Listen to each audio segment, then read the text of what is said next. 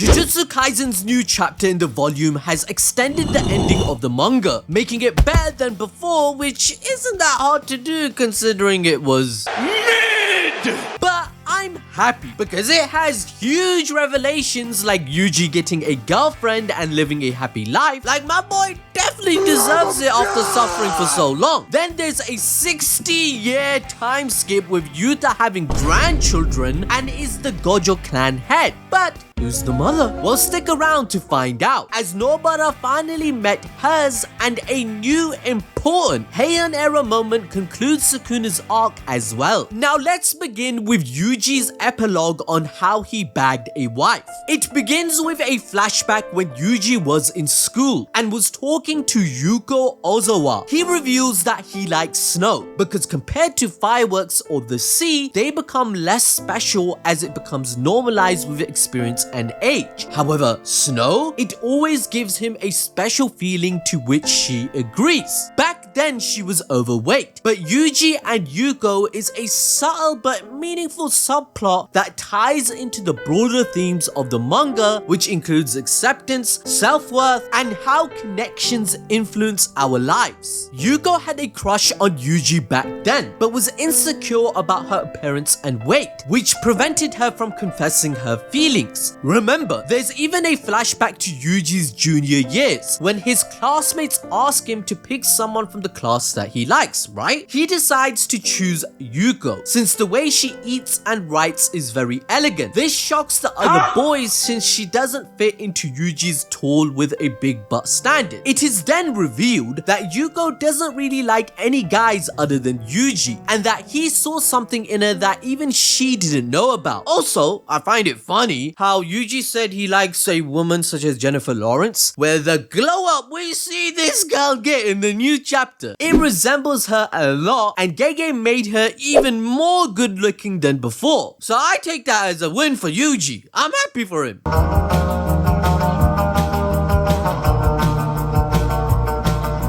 Now, when Yuko reunites with Yuji after losing weight and gaining confidence, she explains how Yuji's kindness contributed to her positive self-image. She viewed herself as undeserving of love, but eventually realized her own worth. 3 years later, when they reunite, Nobara instantly knew Yuko liked Yuji and wastes no time asking Megami if Itadori has a girlfriend. This only triggered Yuko's curiosity, as she wanted to know what type of girl Yuji likes. Now, the manga claimed in chapter 61 that sincerity is Yuji's greatest weapon, and this nature is perfectly displayed in chapter 64, as it didn't stop him from not recognizing her immediately, which meant his words were sincere in the past that caused her very transformation. This illustrates how small positive actions can significantly affect others, even if the person showing kindness isn't fully aware of it, which means Sukuna would not have turned out the way he did if people of the Heian Era had not cursed him, like he admitted upon death that he was afraid of it. This will make more sense when you stick around to listen to his epilogue as well. But for now, Yugo returns to the city, not meeting up with anyone from school and having no connection with people, and suddenly Yuji appears. It's a coincidence, as he returned to the city to take care of his grandpa's house, whilst Yuko was taking care of her grandma. She asks if Yuji is fine after the fight with Sukuna, especially since he was at the center of his domain expansion explosion, has all these new scars, and a missing ear and more. They go back and forth, and there is a parallel, both using Nobara Kugasaki to ask about each other regarding what's happening in their lives, showing their care. This makes Yuko believe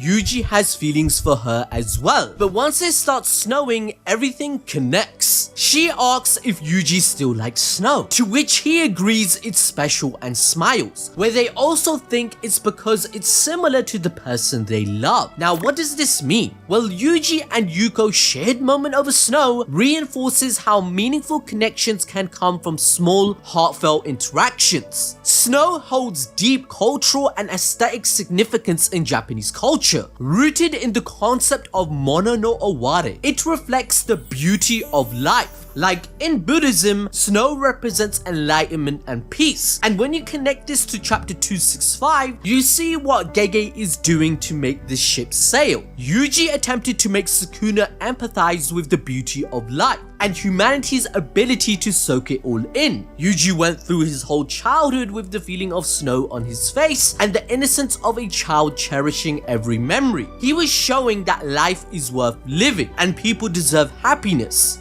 This leads to Nobara basically confirming their relationship, as she states that Yuji is becoming an adult, entering a new stage of his life. And since there is a 60-year time skip in Yuta's epilogue, it's quite obvious they married and had meaningful lives, as peace is maintained in the year 2080.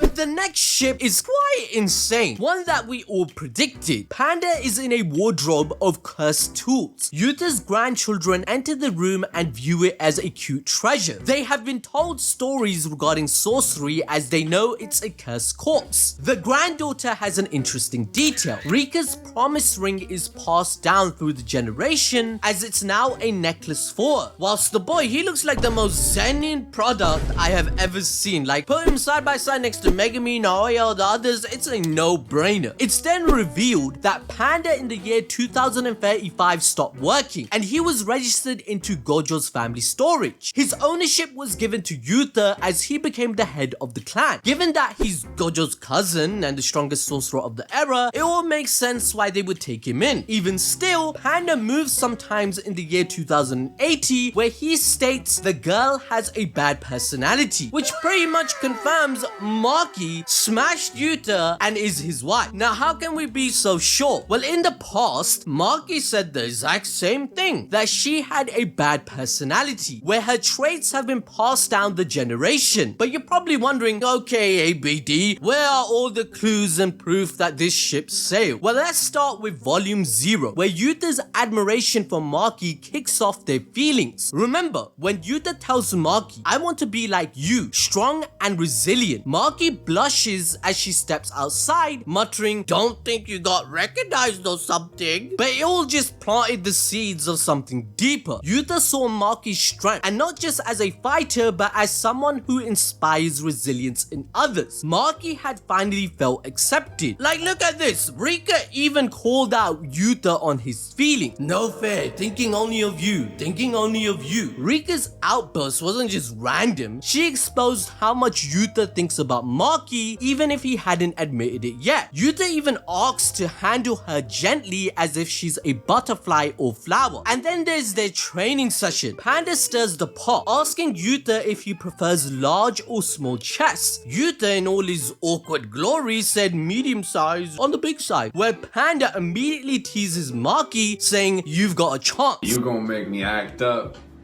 You don't make me do something I'm gonna regret. But that's not all. Even Panda notices something special. In chapter 10, he straight up says that Maki is softer when she's around Yuta. Gege Akatami even gave us art of the final chapter, pairing Yuta and Maki side by side. So this isn't a mistake, because Maki's response to the question during the Jujutsu stroll for episode 15, she's asked, what's your type? And she answers, at least someone stronger than me. That means Yuta checks every box. This can't be a coincidence. Now, even further proof is in the light novel, where Yuta reflects on Maki's presence. He states to Yuta, Maki's smile is like the shining sun in the winter sky. This line gives us a glimpse into how deeply Yuta likes her. It's not just about strength, it's about how she inspires him and gives him hope. Like, think about the entire character arc he had in the Culling game. When he faced Oro, he told her, do you have a lover or someone you care for? As Yuta believes he is blessed unlike her. As Uro confirmed, the cycle of sorcerers dying with regrets and people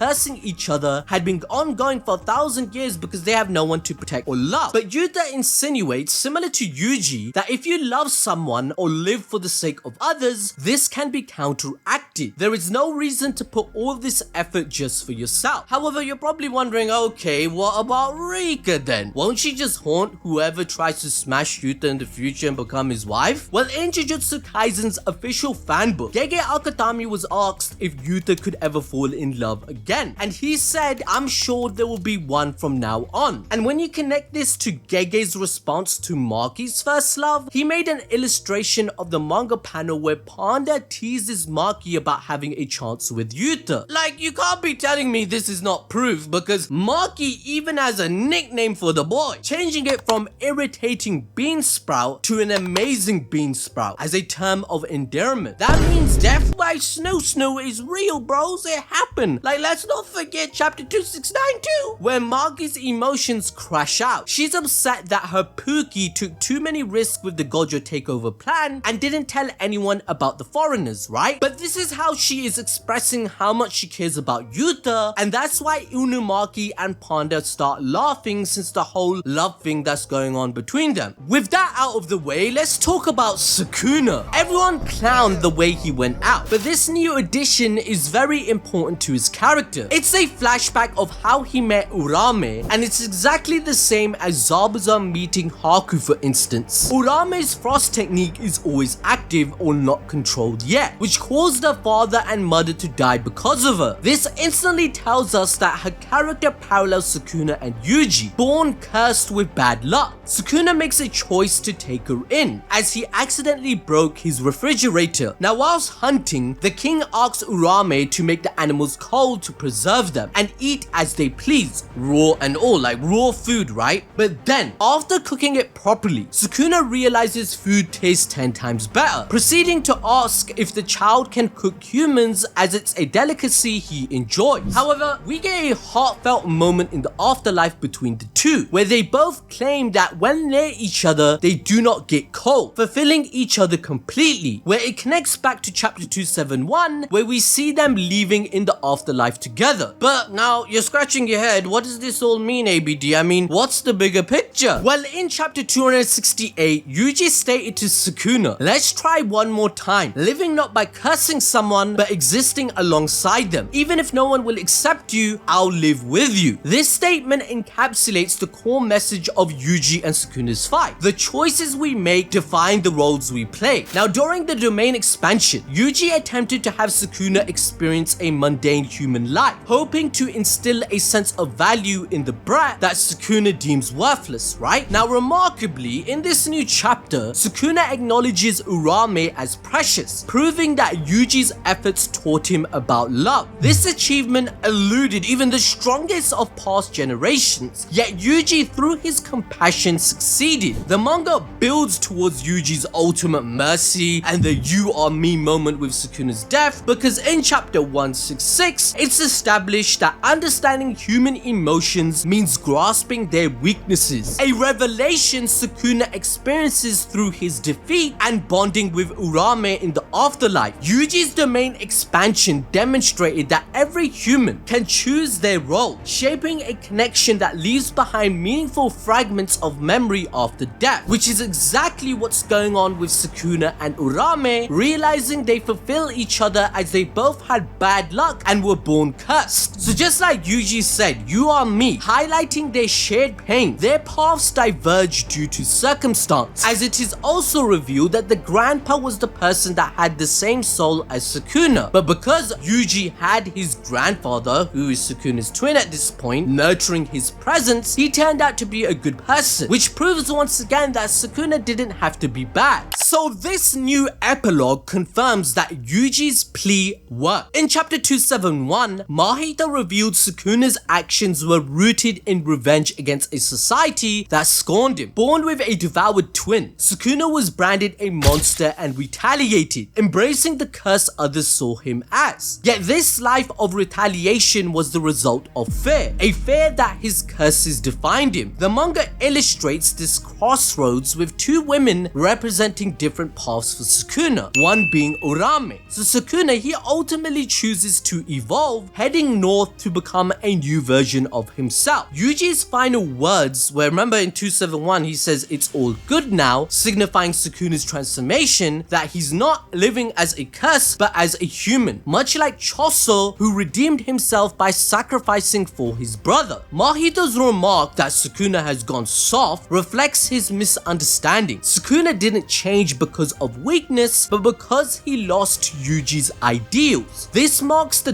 death of Sukuna's ego and the collapse of his flawed worldview, symbolized by the ray of light shining on his final finger. Love, as Yuji proves, is not worthless, it's transformative. As Mahito notes, history is written by the victor. Yuji's victory demonstrates that the better path is to be a good person who uplifts the world rather than destroy it. This is why by 2080, Yuta's descendants thrive, and it's a testament to the enduring truth that love and mercy always prevails. And this swiftly brings me on to Nobara's closing arc. Chapter 268 revealed that Gojo had final words with his students. For Megami, Gojo casually just reveals that he was the one who killed his dad, which Megami just laughs at, right? But for Nobara, he found out information about her mother. So in the new chapter, she finally meets her and claims it was Gojo's last wish for this to happen. However, Nobara's mother is just a normal human and a non-sorcerer. She's kind of a bitch.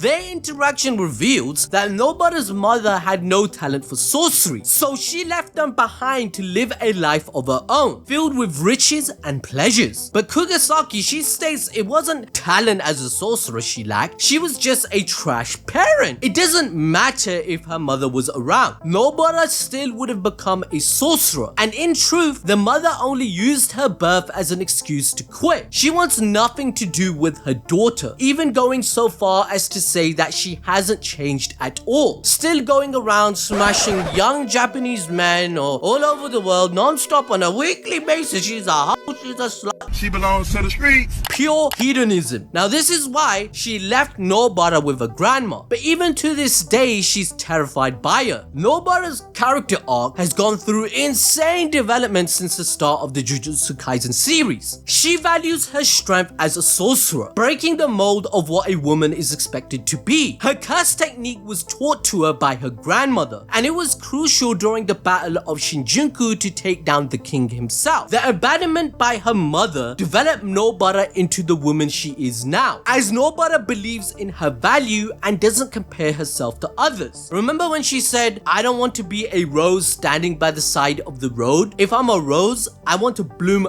beautifully in my own right." This is highlighted even further, like the confrontation with humanity becoming even more obvious in the battle against the death paintings. Yuji asks her a significant question that encapsulates the themes of choice, morality, and humanity, as Nobara and Yuji are forced to fight against curses that exhibit traits of humanity. Now, the abandonment by her mother developed Nobara into the woman she is now, and this is highlighted even further when she confronts her humanity. Yuji asks her a significant question that encapsulates the themes of the manga, as Nobara and Yuji are forced to fight against curses that exhibit traits of humanity. Iso and Kechisu, being part human, showed sibling love and a desire to protect each other, emotions that are unmistakably human, right? So Nobara replies that she honestly doesn't have a problem with killing them, and adds that anyone who isn't in their shoes has no right to judge them. This links to her childhood, as she considered the village judgmental and unwelcoming, especially when her friend Sayori was ostracized. And now, her entire life in the epilogue has circled back to this day, as she kept on hearing about her mother's antics and lack of accountability. This leads to another reason for this meeting in the epilogue. It's a reunion which scared the living daylights out of this trash mother, finally punished and given justice to what she deserves. Now, what about Megami? My guy is still living in the shadows of his own manga. What happened to my guy? Looks like Potential Man didn't have the potential to make it even to the epilogue. Well, luckily for you, I've done an entire video regarding what if Megami tamed Mahoraga. Watch it by clicking now.